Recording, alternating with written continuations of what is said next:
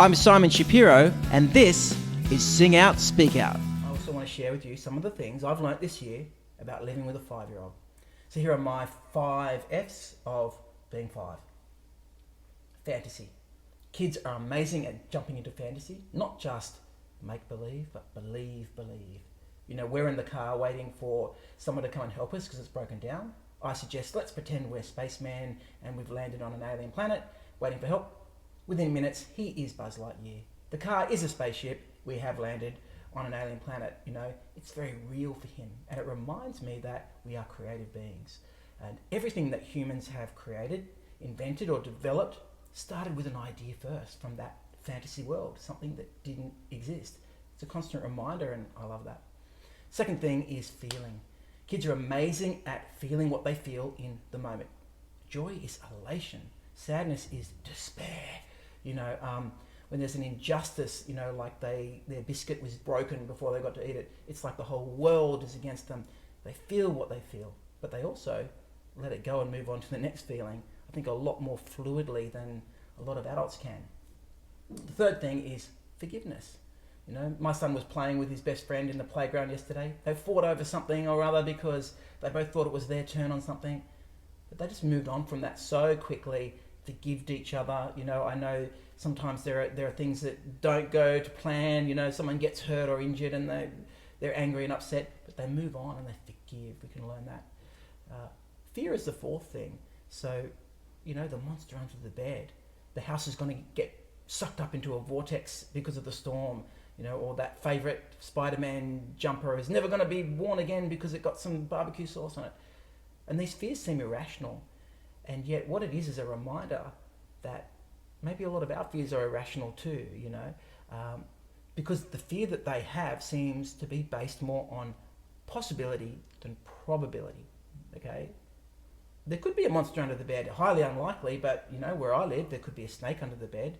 There could be an older cousin that's played a trick on them once, so every now and then, that seems like a real thing.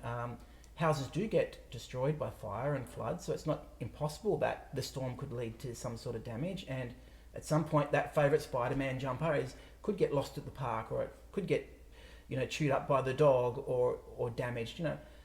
So it's not impossible, but it's not probable. So that reminds me as an adult to think of my own fears and think, am I fearful of this because it's likely to happen? You know, am I really going to lose my job because I present an idea that no one likes? You know, if you are in an abusive relationship and you leave, are you really never going to be loved again? You know, will all your friends abandon you because you decide you're going to get super fit and strong and that's not who they think you should be? You know, a lot of our fears generally are based on a possibility, not a probability. Now, the fifth thing, and the most important thing, is fun. 5-year-olds do fun so well. We can find fun absolutely anywhere and anywhere in anything. I remember when I used to think of 6 a.m. as an early start and not a long sleep in. But you open up my eyes, literally to the sunrise, and I'm yawning while you're rolling on my head. We'll find adventure in everyday thing. Whoa, here we go again. On the moonwalk trampoline, in the cupboard time machine, there is extra in every ordinary.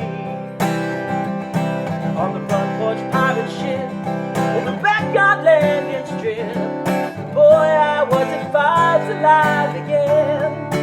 You were my best friend. A lot of people have asked me about the positive energy I'm putting out and what changes I've made in my life. And really that's just because I've chosen to surround myself with positive energy and positive noise. One way to do that is to read books that are positive. And, you know, for me, I'm looking for things, truth that is timeless and is simple and that really reaches through and speaks to me. And that's what this book has done, and that's why I want to share it with you. So the writer is Brendan Burchard, and all of his books are worth reading, in my opinion. This particular one is The High Performance Habits. When someone speaks the truth to you and it's simple and it's clear, then it's worth sharing and talking about. So whoever speaks to you clearly and motivates you or inspires you, then share that with other people, because they may also relate to that voice. I'm really happy to do it when it's an idea that's worthy of sharing. So live, love, matter, and I hope you like the song.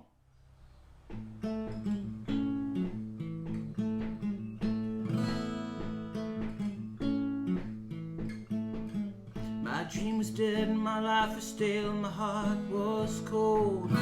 Then I was shocked, I was shamed, and I was shattered by the answers I gave to the questions you posed. Had I lived, had I loved, had I mattered? Your words were clear and they cut through the self-denying, dream-defying chatter that I thought was the truth, saying someone like you can never live, can never love, will never matter.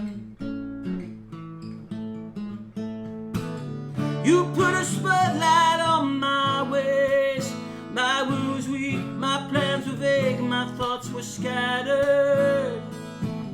Now I'm waiting the day and I can say I live, I can say I love, I can say I matter.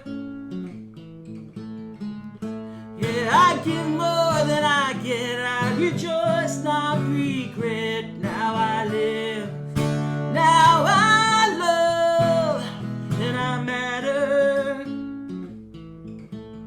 I think Australia suffered a collective broken heart as we laid to rest the amazingly brave young woman and her 3 incredibly innocent children who lost their lives brutally at the hands of a person who really should have been there to nurture and enrich and protect their lives. And for a lot of us, we, apart from feeling incredibly sad, we don't really know what to do. How could we prevent this from ever happening again? And the short answer seems like we can't. How can we? I think the best thing any of us can do really is to continue to be the best role models we can for the little people in our lives, so that they grow up viewing a very high standard of how people treat other people and also how people treat themselves. I also think that we can continue to improve our own standards of how we treat and are treated by other people around us, our friends, our family, our work colleagues. We're teaching them how to teach us, and we are also teaching them what to accept and expect from us. So if we can just raise our own standards or continue our own good standards, we're already doing something that can help. We are not going to solve this overnight, and we are not going to wake up suddenly and all 7 billion people on the world have the same realization that respect, being generous and loving and compassionate, that these are not personality traits that only good people have. These are behavior patterns that can be ignored or can be chosen. And so we just have to continue to role model the way, I think. And if we know anyone who is a victim, or whether they are in a victim situation or they have a victim mentality, it's very real for them, then the best thing we can do is be supportive and open up the resources that we know about. Don't assume that people know there's a way out. Some people don't know there's a way out, or it might be a very hard way out for them and it might look easy to you from the outside. So I think that's the thing, just being aware of things around us, help where we can help, guide where we can guide. And if we don't feel like we can do any of that, then at least role model the best behavior of our own. And so the song I'd like to play for you now is one I wrote called Mind Over Matter, which depicts somebody inside a destructive or abusive relationship.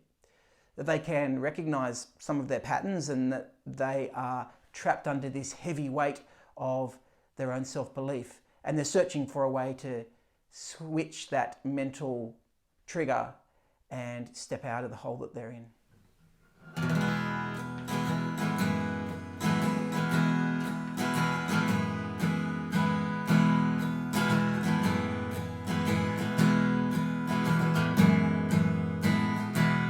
I don't want to lose you.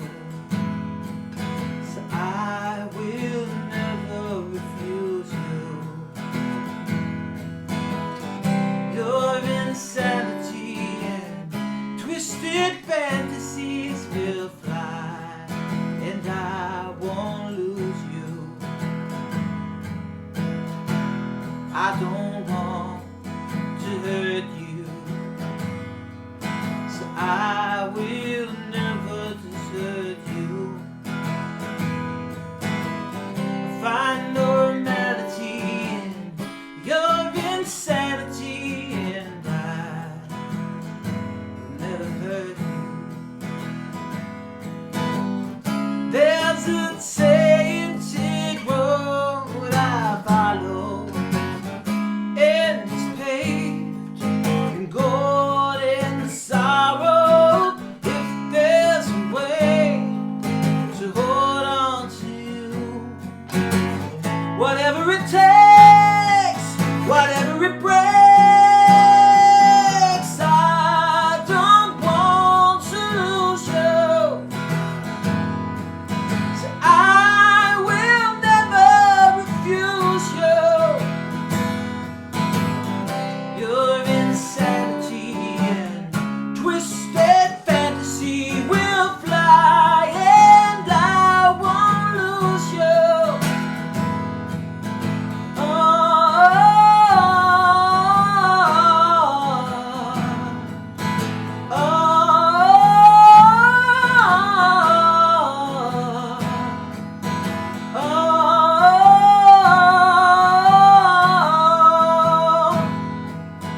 Mind over matter is all that I'm after. Mind over matter is all that I'm after. Mind over matter is all that I'm after. Mind over matter is all.